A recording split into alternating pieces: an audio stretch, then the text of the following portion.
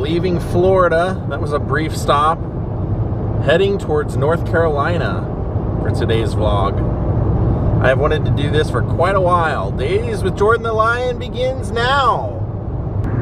Welcome to Georgia. So what are we doing today? We have made our way to Ellerbe, North Carolina, and I'm going to show you why this little town is worth you coming to visit, because they not only have a fantastic history museum here that has one of the only true full-on displays to Andre the Giant in the world, but I'm also going to meet one of Andre's best friends, Jackie McCauley. This should be fun. And it's crazy that the guy who was the highest paid wrestler of his day and the most famous attraction wrestling's probably ever had, there's no real mention of him. There's no sign saying this was his hometown or any statue or anything here. Just this museum, thanks to Jackie, has some of Andre's memorabilia. It's called the Rankin Museum. And Tommy Collins, since this is a two-part vlog, this is your Sunglass Patreon vlog. Hope you're a fan of Andre the Giant. Today we have Jackie McCauley on, and Jackie, I was so honored to get to meet you because I had read a story about you are the reason that there are some items here in Ellerbe to be seen by Andre. How did that happen? Well, I was just browsing through the internet and I saw where somebody had posted that he had drove all the way to Ellerbe, and he didn't see anything that even mentioned that Andre had lived here. And so he went home disappointed, and I got to thinking about it, and I realized that that was true. So we have this wonderful museum here, and so I had called up a friend, and my friend came over, and we went up into the attic and brought down all of the memorabilia that I had from Andre, and brought it down to the museum and left it here with Gail, and she took a pile of memorabilia and memories and turned it into this wonderful exhibit here that depicts Andre's life from his start in France with his family, and it goes through wrestling and his movie career, and then some trivia stuff, and ends at this wonderful picture. There's actually 3 of these. Vince McMahon Jr. had them made, and he kept one, I'm assuming is in his office. He gave the other one to Hulk Hogan, and Andre got the 3rd one. And that is a picture taken from the top of the Silver Dome. And as you can see, this square here is the wrestling ring. And that dot there is me. Not bad for what, 93,000. So you have known Andre for quite a while. Yes. How did Andre, I mean, I've read a lot about Andre, and I mean, I guess I could understand a museum maybe in France or even his big time in Montreal, but how did he end up in Ellerbe, and how did you end up meeting him and being in his life? Well, at the time, in the late 70s, wrestling was territorial. And Vince Sr. would book Andre in the different territories. And when he would come to the Crockett's territory in Charlotte, there was a large group of French-Canadian wrestlers. And one of the French-Canadian wrestlers' daughter, or stepdaughter, had married a man from Ellerbe and moved to Ellerbe. And so what the wrestlers would do, since there wasn't any wrestling on Sunday at the time, they would come down here for the weekend.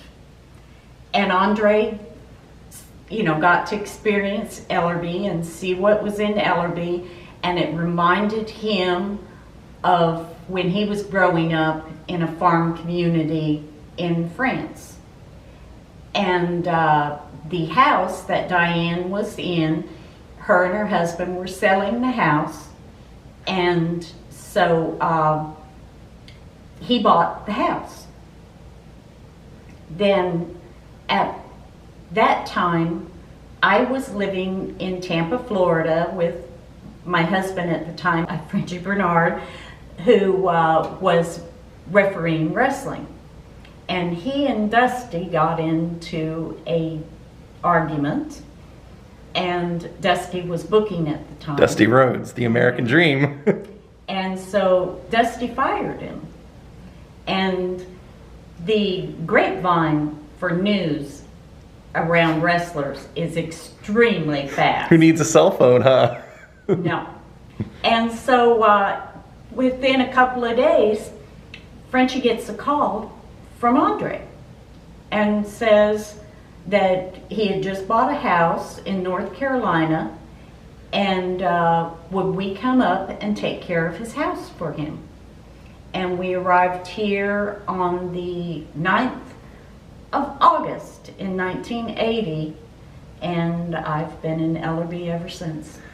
Isn't that an amazing ride to go on with someone on a call like that? Mm-hmm. What was Andre like as a person? I mean, we all have heard the stories of his, you know, he had a condition where his body never stopped growing. Mm-hmm. And he knew basically that he would have an early end to his life and just live life to the fullest.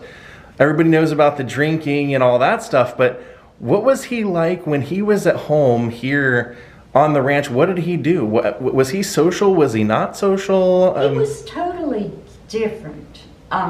He was still in pretty good physical condition in the 80s, and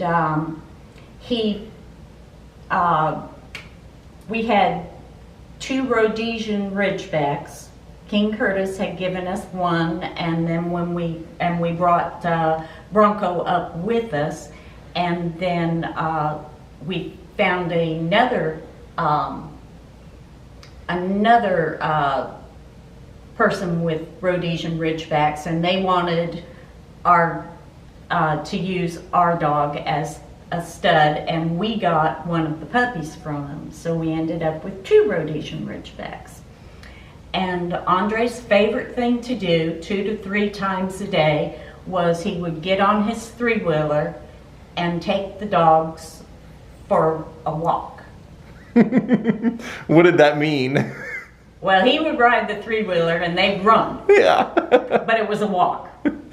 And he had a trail made around the outside of the property. A guy with a bulldozer cleared a trail going around the property of the house, not the farm. And so they would run the trail going around, and on the back side of the land where the house was a pond, and he'd stop there, and the dogs would play and swim in the pond and chase whatever they could find and stuff like that. And when they were finished, he'd bring them back and put them back in the cage. And he spent a lot of time, we had a huge long deck off the house that he'd spend a lot of time just sitting out there in the sun. He spent a lot of time playing cribbage and cards and stuff like that. He wouldn't play cribbage with me because I can't add and subtract words. So he wouldn't play cribbage with me because you have to add and subtract playing cribbage. And then we did play a little bit of rummy, but we'd be playing and I'd be looking at my cards, and and Andre'd go, you know that the Jack of Diamonds is on the bottom of the pile. It was the 3rd card discarded. I'm like, okay. So we didn't play that very many of them. Very much of that. You didn't play up to his I mean, people have to understand he spent probably every day that he was on the road before matches. They have to report at about noon. He's spending hours a day playing these games with other wrestlers, and he probably got really good. Well, he not only was good, but the man had an awesome memory. Really? You could tell him what town you're going to, and he could give you directions to the stadium, turn by turn. And he wouldn't even have to be anywhere near the place. He'd give you directions to it. And he never really drove himself usually. Didn't he usually have someone else drive him? So it says a lot that he could remember directions like that. Excellent as far as directions. He was a creature of habit. If he went to San Francisco, he stayed in the same hotel every time he went in. Everybody else would change to different hotels. He'd stay in that same, they treated me good. I'm not moving on. And he'd stay there. He'd go to the same restaurant. A lot of it was more convenient for him. Right. Because the people that owned the restaurant would sit him in an area where he wasn't bothered that much. They'd intervene to make sure that, he wasn't, people didn't come up and, because, one person comes up to ask a question or get an autograph, and you've got a whole line of people. Everyone notices, standing yeah. around the table. Yeah. Airports, no way. Like you said, I signed one little kid's autograph, and that child is going to be stampeded by everybody coming over. Yeah. It was very, a lot of people thought it was very rude of him, but he was actually very good at considering, especially children, how they would be affected by it. Well, I mean, and that you also have to take into consideration, I mean, when he's staying at hotels and going to restaurants, he's a much bigger person than other people. Some of them have gotten used to knowing how to accommodate. I read that he used to get a bed and they would have to put a twin bed at the bottom of the bed for his legs. No? No? Oh, okay. That's what I'd heard that one on there. And I had also, things like that, or restaurants, making sure that there's enough room for him to walk under the, in the doorway and all that stuff. Now, one of the things I was really shocked at, and it's not something I hear talked about with Andre, is his enormous generosity. Oh, yes. I had heard people said he would just give stacks of thousands of dollars if he knew that you were in a time of turmoil. Can you talk about that? I mean... I have heard that. He never denied it, but he never, he wouldn't, he isn't the type to explain and talk about it, no. But I mean, it's like when he would go someplace, he would tell them to put everything on his tab, like in a bar or something like that. Mm-hmm. But Andre and I were at a bar in New York City, and we sat at the bar, and he opened up, he ordered a bottle of Dom Perignon. So we each had a glass of Dom Perignon, and the bartender proceeded to, Andre bought a bottle of Dom Perignon. Here, do you want some? And I mean, you're paying. This was in the 80s, and you're still paying at a bar like $400, $500 for the bottle of Dom. Yeah. And and here's the bartender pouring drinks out of it to whoever walked up, and I could see that Andre was mad. But he just looked at me and he said, "Finish up and we're going to go." Didn't cause a scene or anything. That's what I had heard. If he got mad at someone, it was a long-standing. He could hold a grudge if he felt like they weren't sorry, or if he had been wronged. That it justified, yes. There was one wrestler that he was so mad with because the guy would treat women very, very rudely. you know, and you know, grab and hold where, you know, any gentleman wouldn't, and speak like a gentleman wouldn't, and then the wrestler said something really off color to one of Andre's friends, and let's say it wasn't a pleasant match when they wrestled that night. And the guy was sore. You could see Andre's handprints on him for a long time. And the guy did not want to get back in the ring with him. There was times he had to, but he did not want to get back in the ring with the Giant. Andre was very protective. He expected women to be treated properly, and he expected children to be treated very, very nice.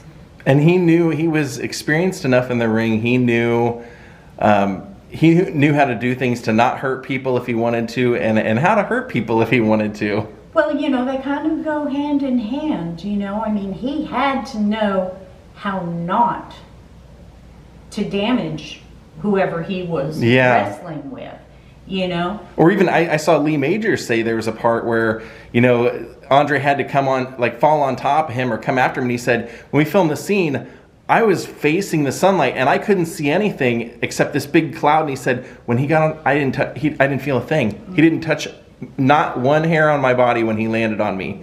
He said he was that careful with me. Yeah. When Andre would shake a gentleman's hand, he would, you know, everybody I've talked to said you could hardly feel the touch. It was that he was that aware of it. You know? Wow. Now, I'd heard that he loved going to the movies. What kind of movies did he like? Which is even weird to think of him trying to fit into a theater seat, you know, to begin with. He sat at the back row. We went to one movie when there was a theater in Rockingham. And Frenchie and Andre and I went to the movie, and we sat at the back row, and it was that one about the little gremlins. Probably Gremlins. Gremlins, yes. And so anyway, he always sat at the back row. He would not block anybody's view with his height or anything like that. And I'm sitting in the middle, and there's a part where the bad little gremlin just kind of leaps out.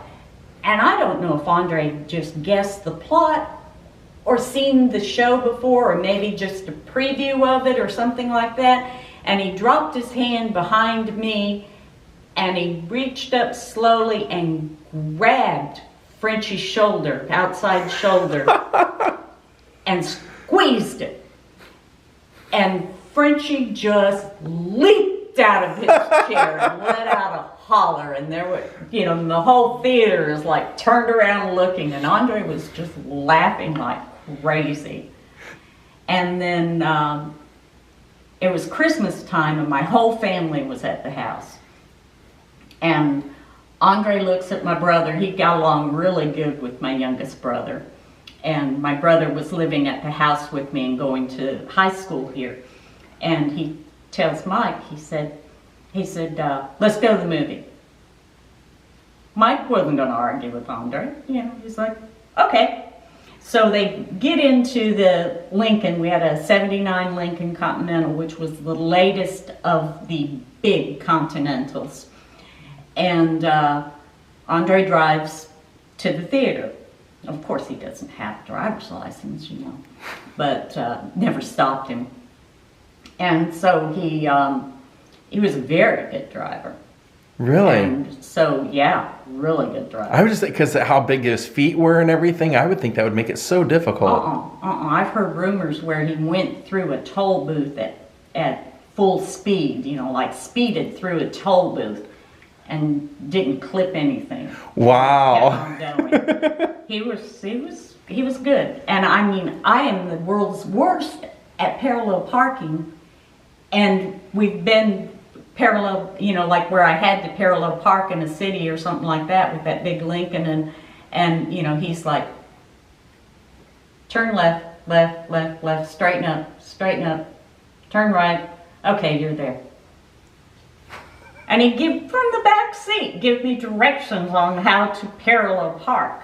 And so they went there, and it was Clint Eastwood's movie that he did with his son, and I can't remember the name of it, but they sat at the back row, and Andre's there grumbling to Mike, saying, you know, this movie is just awful. You know, I wish I would have paid for it so I could ask for my money back. You know, and then finally he's like, let's go. And Mike's, you know, whatever Andre wanted, Mike went along with, you know. They were buds. They were best of buds. And so they head home. And on 73, when you leave Ellerby, you go north, and then you take 73 towards Mount Gilead. And if you drive fast enough, you can feel where it kind of is a dip, and it'll make your car airborne. So he just guns it, and he's driving full speed. I have no idea how fast, but Mike said he's never gone into a car that fast before. And they hit that bump, and it flew up and came crashing down on the tires. And Mike said that when he went up, Andre's head hit the top of the roof, and there was a dent in it. And so they kept driving back, and they drove back up the driveway under the carport, parked the car. And when Andre was in town, he always took the truck to go to town. So and you know, Frenchie would get up, he'd feed the animals, and then he would if Andre wasn't in town, he'd take the truck and go to Dixie Burger and have breakfast. Is that where Andre used to eat at? Yeah. Okay. And so when Andre was in town, he always took the truck to Dixie Burger. So I'd hear Frenchie leaving, and then, you know, then I'd hear the water running, and Andre'd take a shower and go out, get into the truck, and drive off. Well, this time, Frenchie goes to leave, and a few minutes later, he comes back into the bedroom, and he said, I don't know how that damn giant did that. I said, what are you talking about? He said, both back tires are flat. And I'm like, what? And he said that he brought the car back, and it's got two flat back tires. So he took the truck, you know, the tires off, took the truck, got the tires fixed, brought it back, and he asked Mike, when Mike got up, he said, what happened? He said, oh, it's probably when Andre hit that bump in the road. And they made it back to the house, and overnight, just the pressure of that just made the tires go totally flat. That's great. Did he have a nickname for you or anything? I know he liked to call people different names and boss and all that stuff. Mm-mm. No? No. It was just Jackie, or? Just always called me Jackie.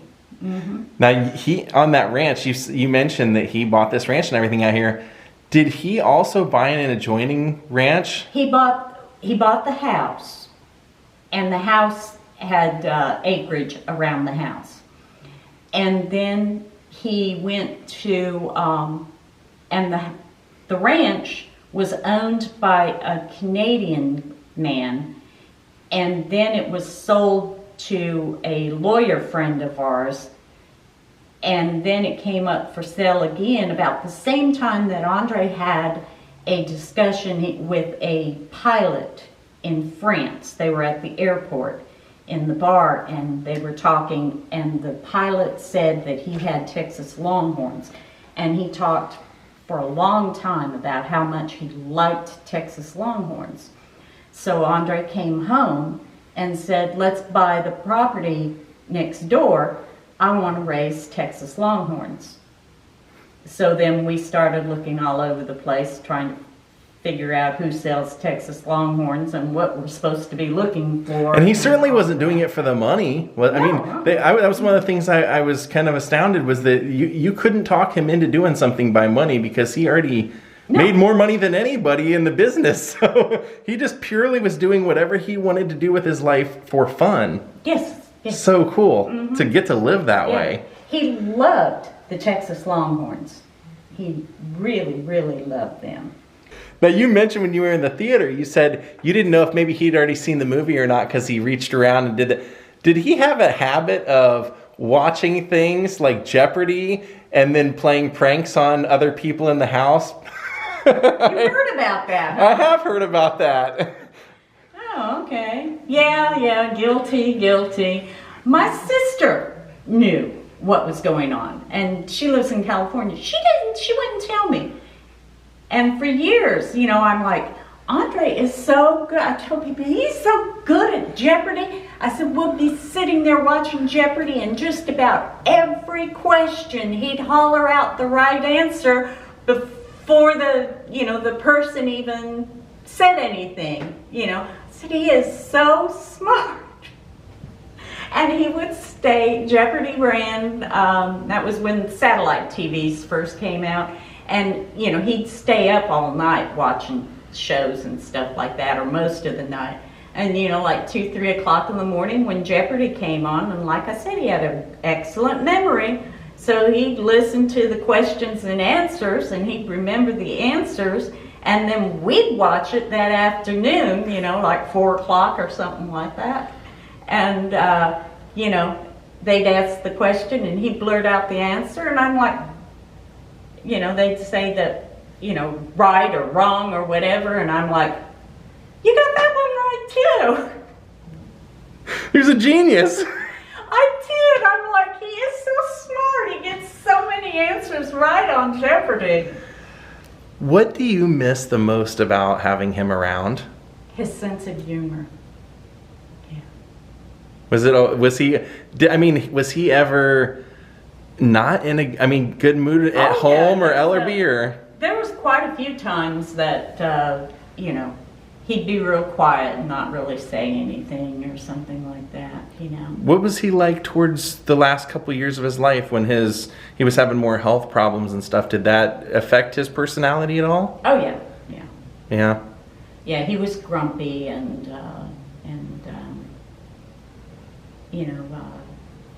he didn't run the dogs as often. They might get maybe 1 trip a day instead of 2 or 3.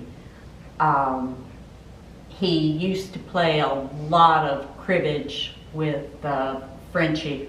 He loved cribbage, and we had this big cribbage board, and I sent it down to that group in Tampa. Can't think of the name, but anyway, the wrestlers use it now to play cribbage. They have a tournament. Oh, very cool! And they're using his board. They're using his board. Yeah, they have an Andre the Giant tournament every year at the convention. It's I want to say Grapevine, but it's not that. And he and Frenchie play cribbage all of the time. He didn't play as much cribbage. He did spend a lot more time in his room just sleeping and stuff. Yeah. Did he ever tell you why he didn't have the surgery to remove the tumor or anything? Because I've heard a very myriad of different reasons. He told me that that's what he was born with, and that's what I had heard. He wasn't changing. Like God made him that way, and that was how he was supposed to be. That's how he always said it. Yeah.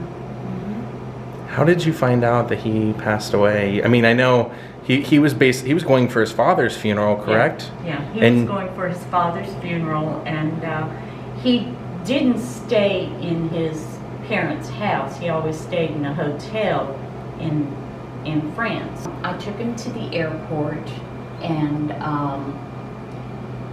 he flew back to France, and he wasn't there very long, and his father passed away. And then he realized that it was his mother's birthday.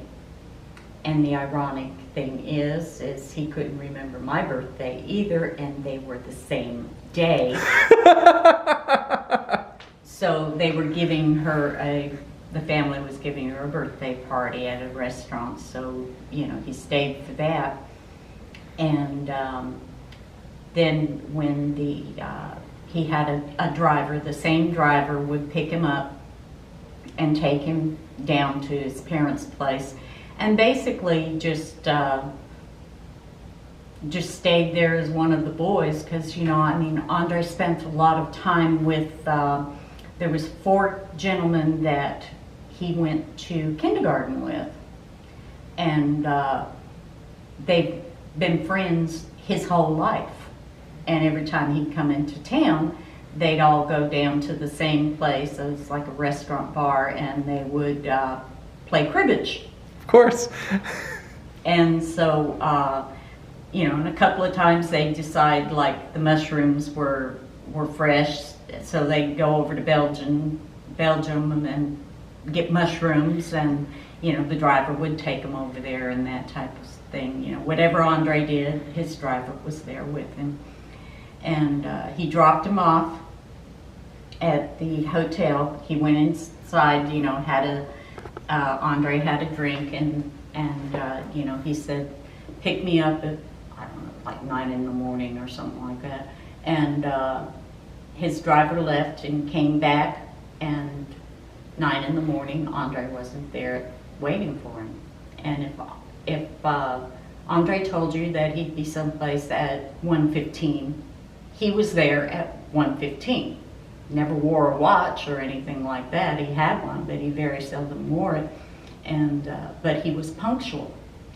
And so he kept ringing the room, and then when he couldn't get an answer, he went to the room, banged on the door, couldn't get an answer, got up with the police office, the hotel staff. They opened the door, and of course, you know, the chain was on the door, and they could see him in bed, but he wasn't moving. And one thing Andre did was he would tear apart a bed sleeping at night. Oh, I can imagine. The covers were in all different directions and everything. And Andre, the sheet was just perfectly flat over him. They figured that as soon as he laid down, the pressure built up and stopped his heart. And so then I was at work. I was at the travel agency, and I got a call from Frenchie, and he said that Andre's lawyer had called, and he had received a call from France saying that Andre had died. So, I mean, it's, in a way, you're kind of like, it's so nice that he got to go so peacefully. It wasn't in the ring or anything like that. He was laying asleep, but visiting family, mother's birthday, 46 years old. I mean, I just turned 40, and to think of 6 years from now, you know, that being the finish of my life, it's just so hard to think of. Do you think that he had anything unfinished that he still wanted to do, or any place he wanted to go? I mean, he made plans all of the time for different things, but he was living the life that he wanted. You know, he loved being a wrestler. He loved having friends all over the world. You know, there wasn't any place he could go that he didn't know somebody that he could visit with, and that's pretty cool. That type of thing, yeah. But no, I don't think that he died with any regrets. That's great. That's great to know. It's you know, I read that he, you know, grew up in a very poor family and left school at the age of 14, and just to see what you know, I use people like Andre and Elvis as an example, that if you have something you want to do, it really just takes you going out and doing it. And he did that. I mean, he went to Paris, he looked for people to train him, and he made a career and was so lovable that people loved seeing him, and now we're here remembering him all these years later. So thank you for making this museum that anybody now, because I was mentioning when I drove in here, in the video I was saying no statue, no sign as you come in saying the hometown of Andre the Giant, nothing, but you have made it possible for people to come and get to see some of the most rare items in Andre's career. I mean, the next video people will see will be in here, and I mean, you've got things from his Japan days, his singlets, his mask from the Japan days. It's so cool what you've made available. I have one last question. Did he ever talk about his trip to Baghdad to you? About Saddam Hussein? No. We'll save that for the next video then. Thank you, Jackie, for letting me ask you all the kind of questions that I've always wondered about Andre. Well, thank you for coming to Ellerby and seeing the museum. Absolutely. Yeah, I just realized there was one last thing I wanted to ask you. I had read that everybody wanted to bury Andre, but you were very steadfast in saying that you thought he should be cremated and he wanted to be cremated. Can you tell us about that? Well, his family, you know, his father had just died and he was buried in the family cemetery, and they wanted Andre to be buried in the family cemetery. And Andre did not want to be buried. He wanted to be cremated. We talked about that several times. Why was that? He just did not like, you either want to be buried or you don't, you know, and he did not want to be buried in a coffin. But it didn't have anything to do with like being worried about grave robbers or anything like that. Later on, I've read some people worry about that. And I told you know, the lawyer, through the lawyer, I told his family, you know, as long as they cremate him, they could bury his ashes in the family cemetery. Yeah. But they were adamant that they did not want him cremated, and they weren't going to get him cremated.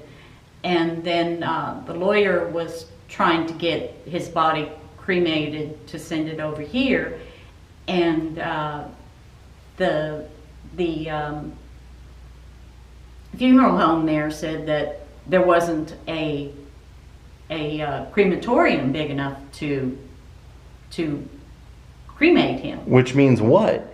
Which is silly. Yeah, like, you know. And so his body was they made a coffin to have the memorial service and stuff, and Andre was shipped back to, we were on the same plane from France to Philadelphia or Pennsylvania or someplace up there, and then they went to put his coffin in the plane going from Philadelphia to Charlotte, and they couldn't get the coffin into the plane because it was so big. Wow. And so he stayed there, and you know, I came home, and then a dear friend of ours who used to be a police officer, but at the time he had like a rental car place. He had retired and he had a rental car place, and he told two of his workers to take the seats out of the van, and he sent them up to Charlotte to pick up Andre's body and brought it to Southern Pines, and he was cremated at the crematorium in Southern Pines. Okay. And he had, I think the average is like 7 pounds of ashes for a average person, and he was well above 9 pounds. Wow. Mm-hmm. I don't remember how many, but he was quite large.